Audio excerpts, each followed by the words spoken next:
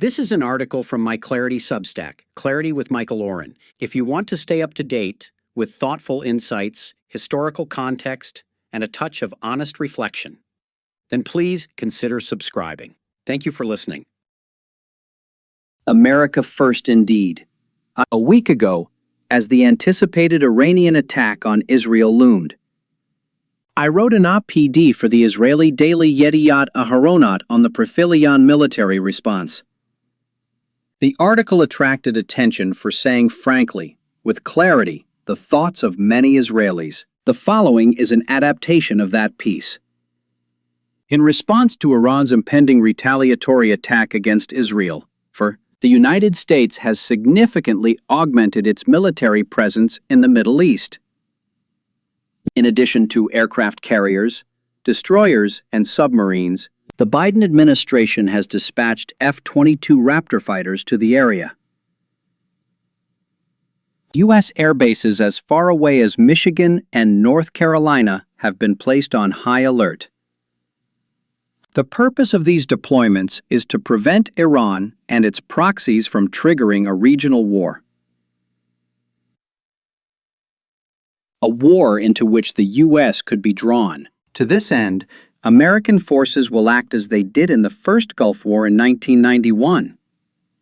And most recently, during the Iranian missile attack of April 14th, intercepting missiles aimed at Israel. Without such a shield, the administration has reasoned Israel would be compelled to respond massively. Iran's reply would be more devastating still, igniting an all-out war. There are two problems with this approach. The first is a matter of numbers. Hezbollah alone is capable of firing an estimated 6,000 rockets a day at Israel. Added to that must be the missiles and drones launched by Iranian-backed militias in Iraq, Syria, and Yemen. Israel's multi-layered air defense systems, even when augmented by those of the United States and other allies, are unleft to intercept them all. Enough could penetrate that shield to cause the degree of damage that would necessitate the very Israeli response the White House seeks to preempt. The second problem is strategic. No one has ever won a ballgame by merely playing defense. The successful interception of 350 Iranian missiles and drones on April 14th was not, as President Biden defined it, a win, but rather a non-lose. It did nothing to deter Iran, and in fact might have helped it to better understand and more effectively evade Israel's defenses.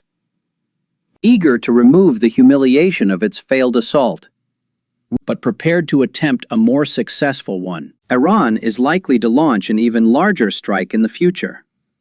For both of these problems, there is one simple solution.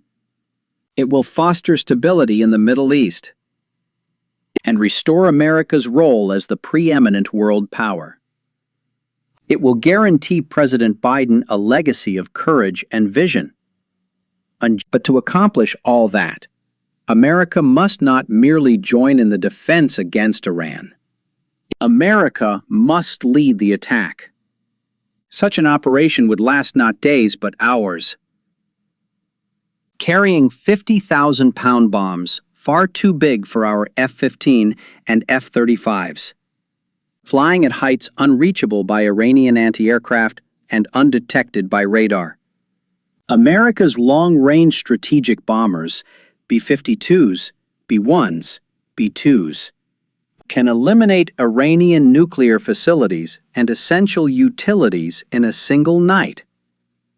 Much as President Reagan retaliated for Iranian attacks on Kuwaiti tankers in 1988, destroying dozens of Iranian oil refineries in the Persian Gulf. U.S. warships of the 5th and 6th Fleets could once again set those installations ablaze. Lacking an air force, an armored corps, or a sizable navy, Iran could not mount a serious counteroffensive against the United States.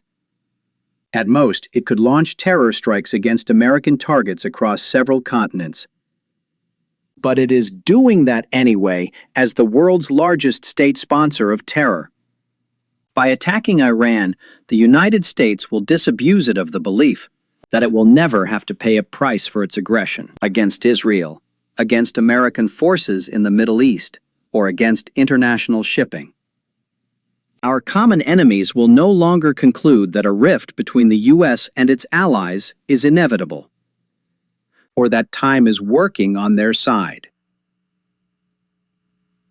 Deprived of their Iranian backers, Hamas leaders will be further pressed to return to the negotiating table and agree to release Israeli hostages.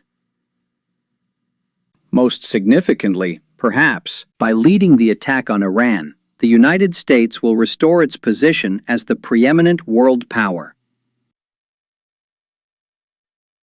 It will send an unequivocal message to Russia and China about America's commitment to Ukraine and Taiwan. An American attack on Iran will also open unprecedented paths to peace.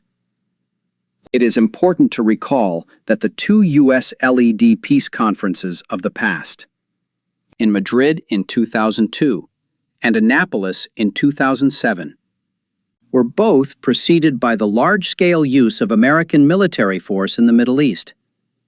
So too, could the United States, having eliminated the greatest obstacle to peace in the region, announce a major diplomatic campaign to expand the Abraham Accords and even address the Israeli-Palestinian conflict.